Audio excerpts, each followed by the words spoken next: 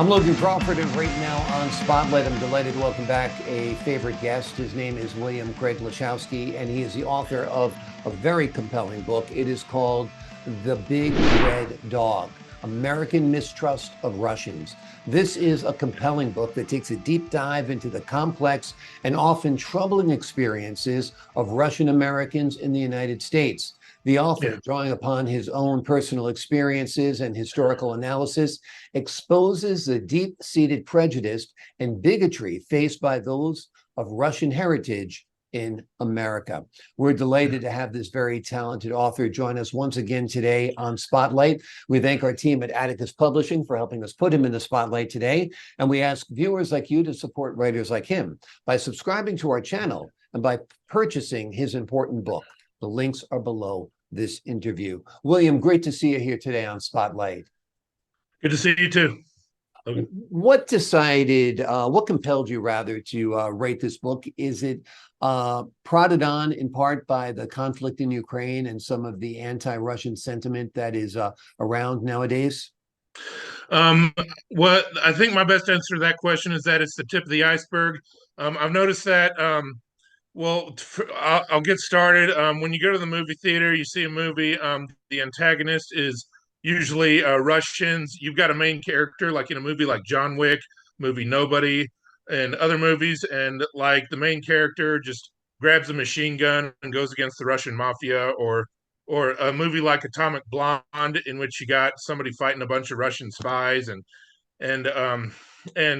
so you get a lot of it from Hollywood, and I've also noticed that in addition to that, I know that the people who see that stuff from Hollywood, I know they eat it up because it seems like we've got a lot of that sentiment in our government as well.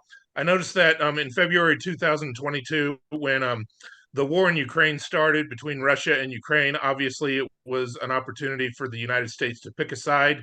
And I noticed that we got every single day, it seems like we got more and more economic sanctions coming from the Biden administration, sanctioning Russian goods and stopping us from trading with them. And I noticed that when Congress voted to fund and arm and equip Ukraine at the beginning of the war, the vote is usually pretty lopsided. It's like the initial vote in Congress was like 530 some odd congressmen to two dissenters. Mm-hmm. And so it's like whenever we got a vote in Congress on to equip nations that are at war with Russia, the vote is always almost entirely in favor. And so then you go to the movie theater and you see that insanity from Hollywood. And maybe you're in college, you go into class, you see one of your college professors makes a crack about Russia and Yeah. expects everyone to laugh, or maybe you go to the dinner table, you're eating with your family, and all they can talk about is how we need to arm and equip Ukraine and how we need to do everything we can to stop Putin. It's our patriotic duty or something. Right. And eventually, you may get to where you feel like there's no escape from it. So, Yeah. but And like you said, that's it becomes reflexive after you see what Hollywood does. I mean, yeah. take any other group, um, Asians, Blacks, Latinos, if they constantly had characters with exaggerated accents playing the heavies, the bad guys in movies, there'd be protests in the street. But Yeah, like you yeah, said, it's become, part and parcel of Hollywood now that the bad guy talks with a fake Russian accent and he's yeah, perceived as evil. And nobody views that as, bias, prejudice, or, harmful to the, millions of Russian Americans here in the United States. yeah, yeah. It's kind of sad. You may feel like you get to where it feels like there's no escape from it. But what I want to say is that what you see today, it's basically the tip of the iceberg. This has been going on for a while. It went on a lot during the Cold War, and even before that. Our country has a little bit of a history with it. It starts um, in the late 19th century with our immigration laws, and we were deciding from what countries we want people to come over here and welcome them into our country.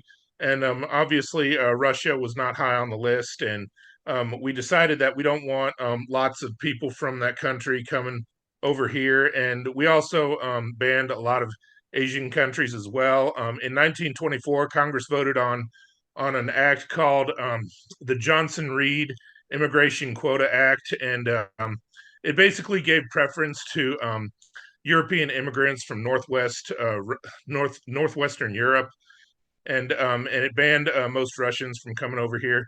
And so that was the beginning of it. And then as the Cold War progressed, after World War II, as the Cold War progressed, it got even worse, and our culture became intentionally and anti-communist and things like that. And in 1948, British Indian author George Orwell writes a book, and it's about the horrors of life under Stalin in Soviet Russia and how terrible that is. And then everyone reads that book, and then suddenly that's everyone's vision of Mm, Russia. yeah. And then you got Arthur Miller, the play The Crucible. I remember going over that when I was in high school. It talks about American paranoia toward communism and problems that leads to, and basically teaches everyone to just be paranoid of each other. And and then in 1989, you might think that the Cold War ended at that time, but it was kind of just like a pause. It didn't really end. And then you get to today where you see the war between Russia and Ukraine, and it's all it's doing is dividing our society. And so you wonder if there's ever going to be an end to it, or you wonder what we can do about it. And I got to a point where I felt like the only thing that I can peaceably do about it is write a book about it Mm. and discuss it that way. And so that's what got me here today. Yeah. Tell me a little bit about the structure of the big red dog, what people can expect to find when they read this book.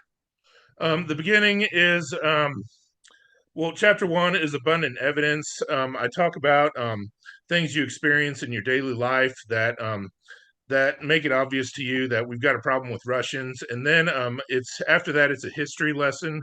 I begin with when I'm in college and I take a class on Nazi Germany and its origins, and my professor leads me to research the American eugenics movement beginning in the late 19th century. And so I begin with that. It progresses through the American eugenics movement, and it ends with the Immigration Act of 1924, as I mentioned. And then after that, there's a discussion of the world wars, World War One and Two, where Russia gets rid of its royal family, and obviously that wasn't a decision that the United States was particularly fond of, and then there's a discussion of World War Two where we lose 20, maybe 25, possibly even 28 million Russians trying to defend their homeland from a giant Nazi invasion. Right. And it discusses that. And then after that, when the world wars are finally over, then I get into the Cold War and and how United States policy changes during that time, where we're no longer fighting the Germans. Now we consider Russia to be an enemy, and now we've got proxy wars going on with them, and the Red Scare and things like that. And it talks more about the Cold War, and then you get to the end of the Cold War, and then everything that happens after that, like with initially a promise is made that NATO will not expand any further east than Germany, but that promise is broken, and NATO expands further east, and they get into Georgia, they get into Ukraine, they get into Scandinavian countries, and all it does is just continuously worsen the relationship between Russia and Europe, and so it basically concludes with that. And then in the final chapter, I've got the conclusion where I talk about other things that you experience in American life, like that makes it clear that we don't like the Russians, like when you go to the movie theater, or maybe when you go to college, or maybe when you spend time with your family, and the things that they talk about, if they talk about politics at all or international relations, and it just or when you look at um, government policy, like votes in Congress about how involved to get in something like the war in Ukraine, and funding and arming Ukraine against the Russians, So that's basically the progression of the book, and if you read it in chronological order, that is pretty much what you can expect. Well, it's a wonderful book. It's a wonderful outline that you have just presented to us. Um, do you think, in part, that our government wants to create an enemy in Russia so they have some power?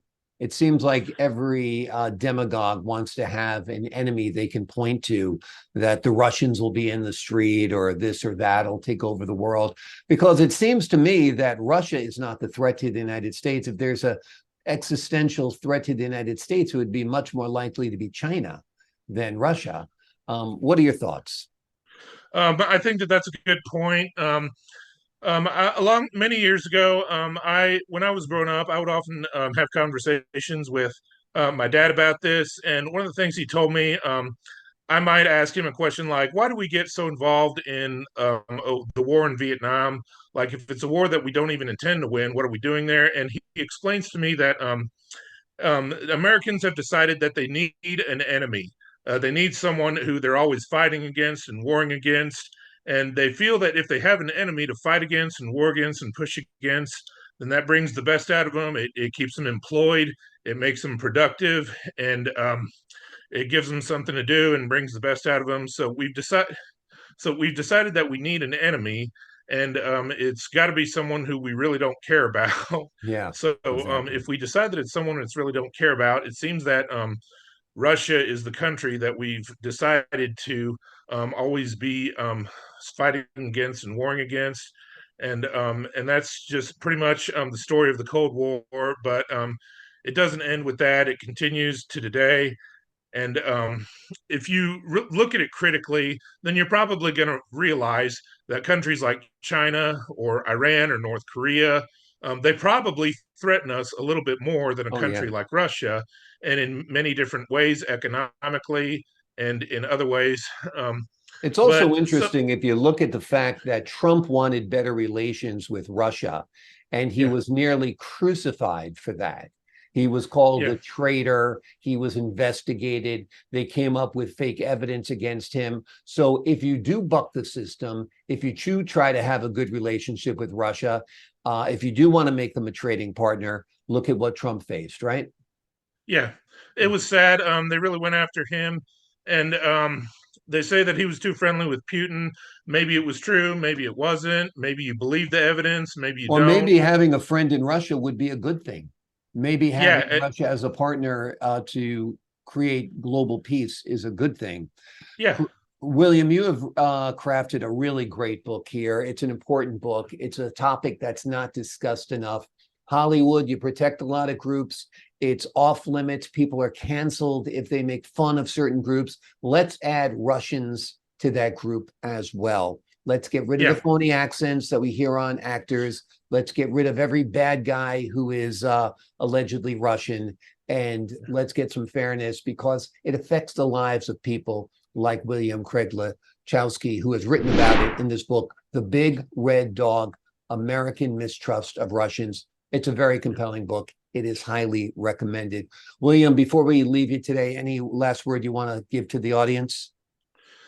it's a good book, and you'll learn a lot from reading it. And the one thing I have to say about reading it is that I don't know if a lot of readers are turned off with the idea. It seems that in this country, it seems that right now, maybe if you're not a racial minority, or maybe if you're not a woman, Mhm. maybe if you're a white guy, maybe there's a sentiment that you're not allowed to complain about anything, Right. and you're only allowed to complain about discrimination if you're a minority or a woman. And a lot of people think you shouldn't say anything if you're a white guy, but there's a lot of flaws with that. When you look at our relationships with Israelis or with Russians, and you gotta at some point you gotta admit that we're not fair to everybody, and there's a lot that we could do to change. And I think I'll really help readers to arrive at that realization when they read my book. And I wish them luck in reading it, and all the best. Absolutely. It's a great wake up call to Americans and folks around the world as well. William, thank you so much for joining us here today on Spotlight. Thank you, Logan. My pleasure. And to the folks at home, I'm Logan Crawford, thanking you for your time this time. Until next time on Spotlight.